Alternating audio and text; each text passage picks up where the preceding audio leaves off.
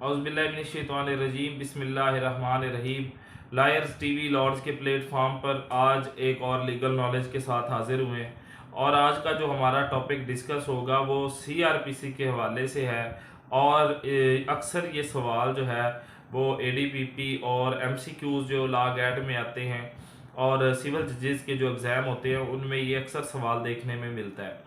तो हमने आज ये सवाल का कंसेप्ट जो है वो क्लियर करना है कि पावर्स ऑफ कोर्ट्स जो है, पावर्स ऑफ क्रिमिनल कोर्ट्स कि इनकी जो है वो दायरा इख्तियार क्या है और जितनी भी क्रिमिनल कोर्ट्स हैं उनकी अपलेट कोर्ट कौन सी है, और इसके साथ साथ जितनी भी इनकी पावर्स हैं वो डिस्कस होंगी। और इसके साथ साथ दूसरा जो टॉपिक हमारा आज का डिस्कस होगा वो पावर ऑफ इनहेंस पनिशमेंट। हमने अक्सर देखा होगा कि लिखा होता है फर्स्ट क्लास मजिस्ट्रेट के पास जो है वो 3 साल सज़ा देने का इख्तियार है, लेकिन वो सज़ा ज़्यादा दे देता है। वो किस तरह देता है सज़ा ज़्यादा, आज हमने ये भी पढ़ना है और समझना है, अपना कंसेप्ट जो है वो क्लियर करना है।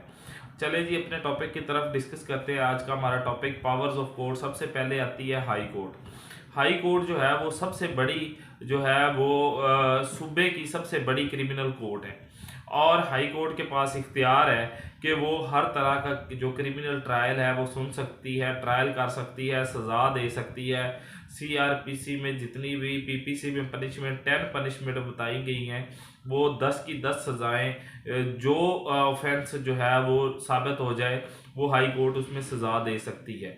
लेकिन हमने अक्सर देखा होगा कि हाई कोर्ट में जो है वो क्रिमिनल ट्रायल नहीं होते।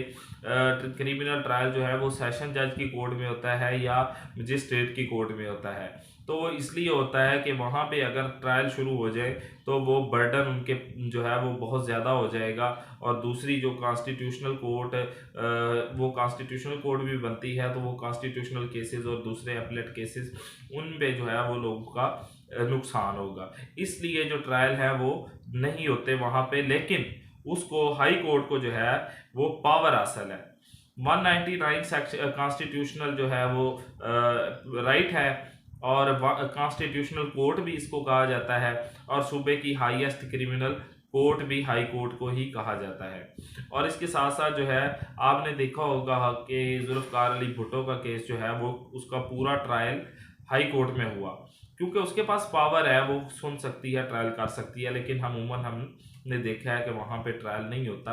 और इसके साथ साथ अगर कोई ट्रांसफ़र की एप्लीकेशन हाई कोर्ट में जाती है, केस ट्रांसफ़र की एप्लीकेशन हाई कोर्ट में जाती है, तो हाई कोर्ट को ये इख्तियार हासिल है कि वो कोई भी केस अपने पास सुनने के लिए रख सकती है और उसको सुन सकती है और उसका ट्रायल कर सकती है। चले जी, ये हो गया हाई कोर्ट की पावर्स होंगी और हाई कोर्ट को हमने डिस्कस कर लिया। अब जो है वो हम आगे बढ़ते हैं सेशन जज की कोर्ट में। सेशन जो सेकंड जो कोर्ट है क्रिमिनल, सेकंड हाईएस्ट कोर्ट वो सेशन जज की कोर्ट होती है। एडिशनल जो सेशन जजेस होते हैं सेम इख्तियारात होते हैं, सेम केसेस वो सुन सकते हैं, लेकिन जो सेशन जज होता है वो चूँकि इंतज़ामी होता है और वो उसको वो इख्तियारात जो है वो ज़्यादा होते हैं, उसने जो वो इंतज़ामी इख्तियारात जो है वो अदा करने होते हैं। और अक्सर हमने पंजाब में तो नहीं लेकिन सिंध में और दूसरी जो सूबे हैं उनमें देखा होगा कि असिस्टेंट एडिशनल सेशन जज, ये हमने अक्सर लफ्ज़ जो है वो पढ़ा है, सुना है कि हमें जो है ना प्रैक्टिकल हमने नहीं देखा पंजाब वालों ने। तो पंजाब में जो है वो एडिशनल सेशन जज होता है और सेशन जज होता है, लेकिन वहाँ पे जो है सिंध में असिस्टेंट एडिशनल सेशन जज भी होते हैं। और अगर असिस्टेंट के ख़िलाफ़ कोई अपील होनी है तो वो सेशन जज के पास होगी, लेकिन अगर एडिशनल की अपील होनी है तो वो सेशन के पास नहीं, वो हाई कोर्ट में होगी। और सेशन की भी अपील हाई कोर्ट में ही होगी। और सेशन जज के पास इख्तियार है कि वो भी सेक्शन 53 पीपीसी की तमाम पनिशमेंट्स जो है वो किसी भी मुजरम को साबित होने पे अवार्ड कर सकता है और सज़ा वो दे सकता है। सेशन जज जो है वो तमाम सज़ाएं दे सकता है, सज़ाए मौत भी दे सकता है, लेकिन with the confirmation of high court. उसकी कन्फर्मेशन उसको हाई कोर्ट से लेनी पड़ेगी, लेकिन सज़ा देने के बाद सज़ा देने का इख्तियार उसको है, लेकिन हाई कोर्ट के पास कंफर्मेशन के लिए जाएगी। हाई कोर्ट देखेगी कि इसने ये सज़ा दे दी है, आया कि ये ठीक है या नहीं ठीक, तो वो उसको कंफर्म कर देगी। अमूमन देखने में आया है कि हाई कोर्ट उसको जो है वो कंफर्म कर देती है।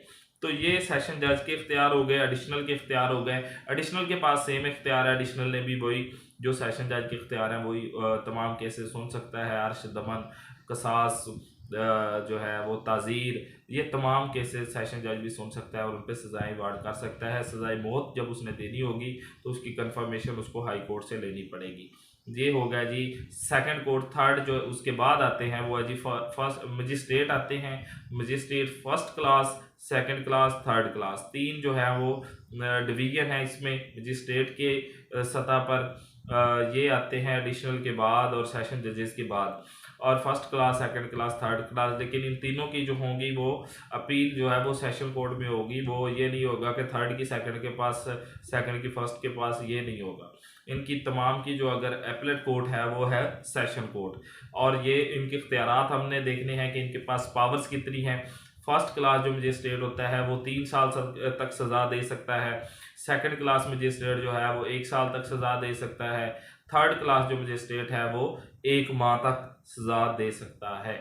और इसके साथ साथ जो है फाइन जो है वो 45,000 रुपया फर्स्ट क्लास कर सकता है, सेकंड क्लास जो है वो 15,000 कर सकता है, और थर्ड क्लास जो है वो 3,000 रुपया जुर्माना फाइन जो है वो कर सकता है।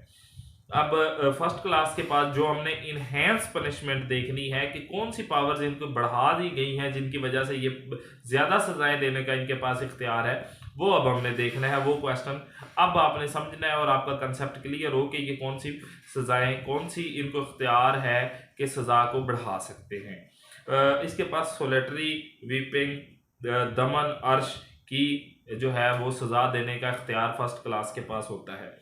अब इसके साथ साथ हमने देखना है कि सेक्शन 30 जो है उसके तहत जब भी कोई सूबाई हुकूमत फर्स्ट क्लास मजिस्ट्रेट को इख्तियार देगी तो वो इम्पावर कर देगी उसको, तो वो सेक्शन 4 के तहत 7 साल तक सज़ा दे सकता है। हमने पहले पढ़ा 3 साल, लेकिन जब कोई भी सूबाई हुकूमत सेक्शन 30 के तहत उसको इम्पावर करेगी तो फिर वो 7 साल तक सजा दे सकता है। किस सेक्शन के तहत? सेक्शन 4 के तहत। सेक्शन 4 के तहत वो 7 साल तक सजा दे सकता है।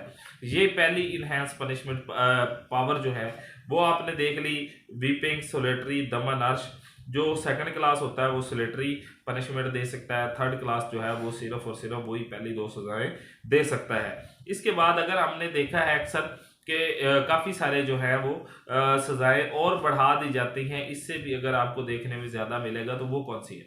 वो ये है कि अगर किसी को फ़ाइन होता है और फ़ाइन अगर वो बंदा नहीं भरता, फेल्ड हो जाता है फ़ाइन भरने पे कोई भी मुजरिम, और उसकी जो है 1/4 उसको जो है वो ज़्यादा सज़ा भुगतनी पड़ेगी। वो कौन देगा? वो मजिस्ट्रेट को इख्तियार है। वो साथ ही मेंशन कर दिया जाता है अगर फाइन पे नहीं होता तो इतनी सज़ा इसकी ज़्यादा हो जाएगी।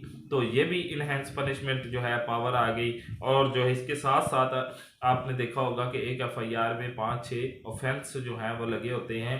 324 हो गई है, इसके साथ साथ जो है 379 हो गई है, और जो भी 3-4 ऑफेंसेस अगर इकट्ठे जो है एक एफआईआर में होते हैं और वो इख्तियार है मजिस्ट्रेट के सुनने का, तो वो मुख्तलिफ सज़ाओं में मुख्तलिफ सज़ाएँ हो सकती हैं। और अगर वो सज़ा इस 7 साल से भी बढ़ जाती है तो वो इसलिए होगी कि वो मुख्तलिफ जो है ऑफेंसेस में सज़ा दी गई है।